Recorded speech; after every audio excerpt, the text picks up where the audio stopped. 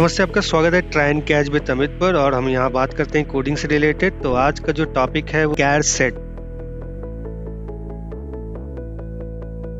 कैरसेट का मतलब होता है कि जब हम वेब ब्राउजर के अंदर किसी भी पेज को डिस्प्ले करते हैं, पहले ही समझ जाता है कि ये कैरेक्टर जो है, कैरेक्टर इंक्लूडेड है इसके अंदर। मतलब कैरसेट जो होता है, कैरेक्टर जो होता है पहले से इंक्लूडेड है। कैरेक्टर जो सेट डिफाइन होता है, जैसे कैरेक्टर में लेटर, नंबर, सिंबल या जो भी और इन्फॉर्मेशन होते हैं, ये पहले से ही ब्राउजर को पता चल जाता है। रिप्रेजेंट इन बाइट्स, तो ये बाइट्स के अंदर ऐड होते हैं, मतलब इन्फॉर्मेशन पहले से ही, क्योंकि कंप्यूटर बाइट्स को पहले समझता है। इनकेस हम ह्यूमन के लैंग्वेज जो टेक्स्ट होती है, हम जब टेक्स्ट को देखते हैं, समझते हैं, तो कंप्यूटर बाइट्स को पहले अंडरस्टैंड करता है। कैरसेट जो यूज अगर कोई रॉन्ग हो रहा है तो उसमें the text of your base page might look random symbol और क्वेश्चन मार्क। अगर जो ये क्वेश्चन मार्क दिख रहा है, ये टाइटल, इस तरीके से आइकन आपको आ सकता है अगर इनकेस कैरसेट अगर रॉन्ग सेट हुआ है तो। Why setting the correct charset is essential for international compatibility and readability. Suppose कभी कभी क्या होता है, कुछ कंट्रीज में ये एक नॉर्म्स एंड कंडीशंस होते हैं। करेक्ट इन्फॉर्मेशन या करेक्ट जो लेटर्स, नंबर्स या सिंबल का जो इन्फॉर्मेशन होता है वो सही होना चाहिए, अदरवाइज वो वेब पेज वहाँ पे डिस्प्ले नहीं होता है। तो ये सभी चीजें भी एक एज अ वार्निंग होती है जो कि हमें समझनी होती है। बट आज के समय में जब भी हम कभी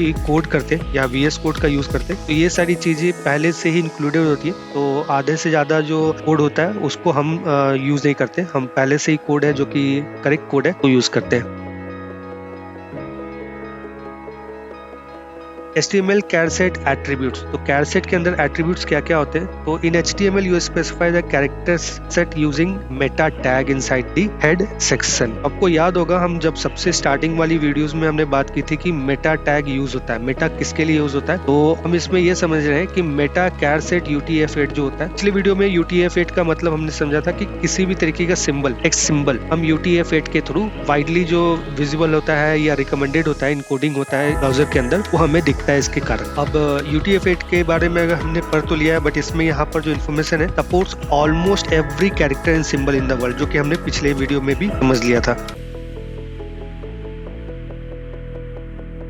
Unicode with growth of UTF-8. तो Unicode is a universal standard that assign a unique code to every character, no matter what platform, device, language to। मतलब ये Unicode जो होता है ये हर एक डिवाइस के लिए, जरूरी नहीं कि आप इस डिवाइस बाय डिवाइस ये चेंज होते हैं, ये सभी के लिए सिमिलर है। तो इसका रिजल्ट भी सिमिलर ही आपको मिलता है। It is efficient because it is uses 1 byte for English letter and more byte only for complex character. तो ये 1 बाइट्स जो होते हैं इंग्लिश लेटर के लिए होते हैं, और रिमेनिंग जो भी अगर उससे ज्यादा बाइट्स है तो वो कॉम्प्लेक्स कैरेक्टर जैसे आइकन हो गया या सिंबल बनाते हैं हम लोग, अलग अलग सिंबल यूज करते हैं उसके लिए। Over 95% of all web pages uses UTF-8। Use अगर मैनुअली ऐड करते हैं तो भी ठीक है, अगर नहीं भी करते तो ब्राउजर खुद ब खुद उसको ऐड कर देता है।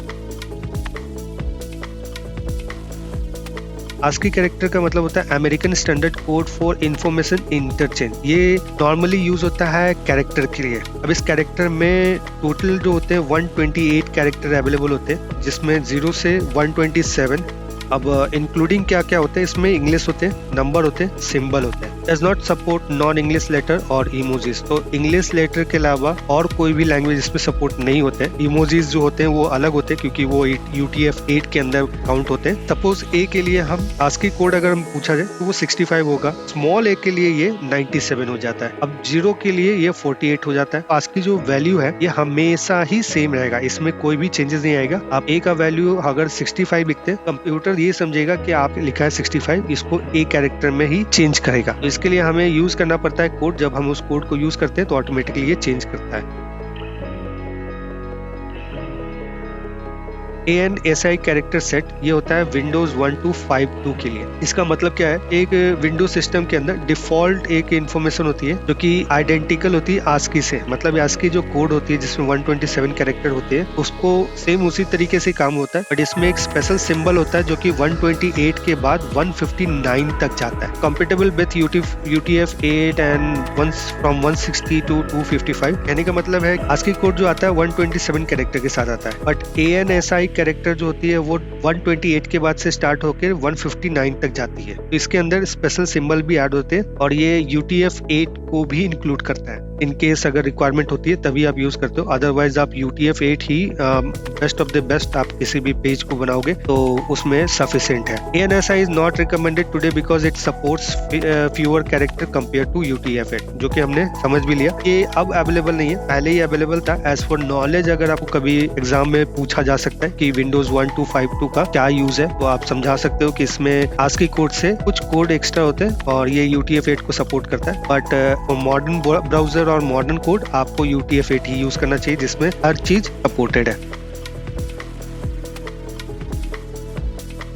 ISO 8859 कैरेक्टर सेट है। अब इसमें हम समझने के लिए ये समझे, HTML5 में ISO 8859 जो था Latin 1 was default char set, मतलब इसको डिफॉल्ट कर दिया गया। इसमें ऐड करे या ना करे ये पहले से ही एडेड मिलेगा। क्यों? कंटेंट करता है इसके अंदर 256 कैरेक्टर। अगर हम ध्यान दें तो ASCII के 127 कैरेक्टर को इंक्लूड करता है, बट ISO इंक्लूड करता है 256 कैरेक्टर को। अब सपोर्ट करता है वेस्टर्न यूरोपियन लैंग्वेज, कुछ ऐसे कंट्रीज है या कॉन्टिनेंट है जिसमें आप इस तरीके के रूल्स अप्लाइड है कि ये चीजें आपको यूज करनी है। ये सभी चीजों को कोलैबोरेट कर लेता है। सिमिलर ANSI और UTF-8 और values 160 to 255 does not use 128 to 159 range. तो ये क्योंकि HTML5 में ये बाय डिफॉल्ट होता है, आपको कुछ भी इसमें करने की जरूरत नहीं है, ये पहले से ही HTML5 के अंदर इंक्लूडेड होते हैं। तो सारी चीजें इसमें पहले ऐसे आ जाते हैं। HTML4 में डिक्लेयर करना पड़ता था इसको। जैसे अगर आप ये कोड देख रहे हैं, अगर आप HTML4 का इंफॉर्मेशन अगर चेक करते हो तो आपको इस तरीके से पूरा